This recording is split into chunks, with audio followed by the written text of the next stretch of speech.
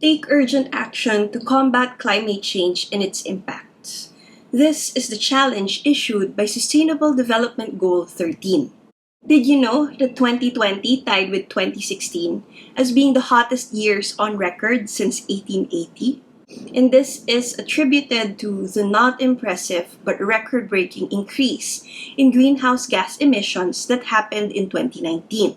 Okay, fine. Greenhouse gas emissions did go down during the pandemic by an average of 4.6 to 7% all over the world. However, this reduction was only temporary, and we've already seen greenhouse gas emissions go up again by 5.6% last 2021 and by another 1% last 2022. And from 1880 to present, global average sea levels rose by 24 centimeters due to the expansion of water due to the warmer climate and the melting ice caps. The Arctic, for example, has melted by as much as 1.07 million square kilometers per decade. It will not be surprising that by the end of this century, our increase in global temperature will exceed 1.5 degrees Celsius, which will result to catastrophic typhoons, devastating floods, and significant losses in plant and animal life. What innovations are needed in order for us to make more concrete action against climate change? And how are we so far in trying to achieve this? Hello, science fans! My name is Chona, and I'm your resident Filipina scientist. Join us in today's episode where we talk about Sustainable Development Goal 13, Climate Action.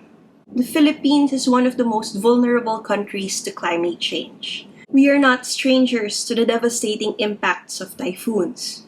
Typhoon Paeng, for example, that hit the Philippines last October 2022, caused the displacement of hundreds of thousands of families.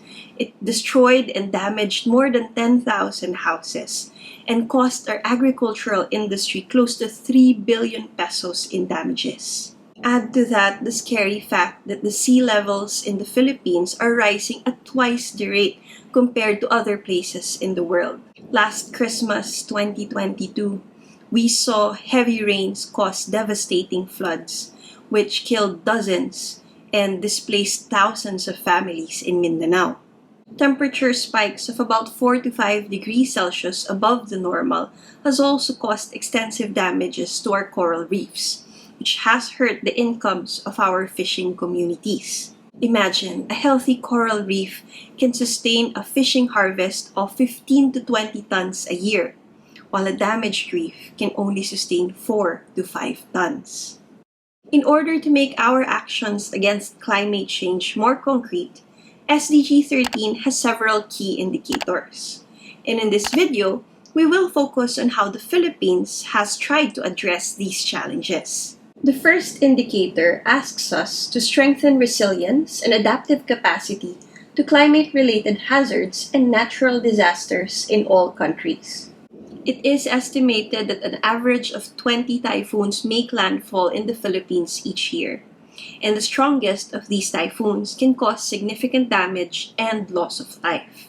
Because of this, we have new laws and new policies that make a move towards transitioning from disaster response to disaster risk reduction and management. We also have to give credit where credit is due.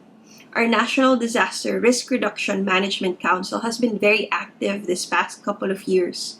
They've been there providing us warning and supporting efforts to help save lives. Given the added threat of climate change, this council will need better equipment, greater manpower, and a better budget in order for us to cope. The second indicator of SDG 13 asks us to integrate climate change measures into national policies, strategies, and planning. The Philippines passed the Climate Change Act in 2009.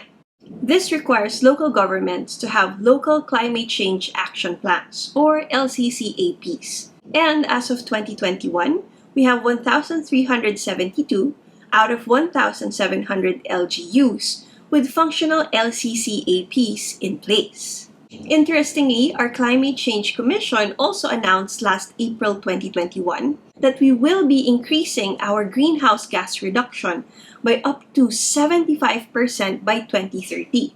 I wonder how we're going to be doing this, given that we are still reliant on thermal power generation, which is powered by oil, gas, and coal. And since hydroelectricity production is vulnerable to drought, the use of solar energy might be a more viable alternative. The third indicator of SDG 13 calls for improvements in education, awareness raising, and human and institutional capacity on climate change mitigation, adaptation, impact reduction, and early warning. We have close to 40,000 schools that have been damaged by typhoons. We have more than 25,000 schools that are seasonally covered in floodwaters, and almost 6,000 that are facing other coastal concerns. These data provide strong evidence that young people all over the country are facing the impacts of climate change. Currently, there is an upward trend of young people having what we call eco-anxiety, which is grounded on fears that their generation will be facing the worst impacts of climate change. There is evidence that the Philippines has long responded to improvements in climate change education. Our K-12 curriculum shows integrations of disaster risk reduction management and also climate change adaptation in lessons of our students. However, knowledge does not become power until we act upon it. And we still need to see more concrete actions that will allow our students to transition their knowledge into habits. But STEM can also help with climate action. Our engineers and innovators, for example, can design more energy-efficient appliances and gadgets, which will allow us to cope with the impacts of climate change while also using up less resources and producing less greenhouse gases. Scientists are also active in trying to look for populations and communities of plants and animals that are more resilient to climate change, so we can continue to nurture and protect them. We are also actively looking for markers in different ecosystems so that we can prioritize which environments to protect first. Us scientists also stand firm with environmental advocates in their call for climate justice. Our innovations and inventions can only go so far if we do not make significant changes to how we live, from political, economic, and social practices in order for us to move towards a more sustainable future. And so, science has spoken, and science will continue to speak. And for us to achieve the Sustainable Development Goals, we have to try and listen. But what do you think? What science innovations are needed in order for us to achieve SDG 13? How should scientists and engineers collaborate with other sectors of society in order for us to make more concrete climate action? Let us know your thoughts in the comments section below.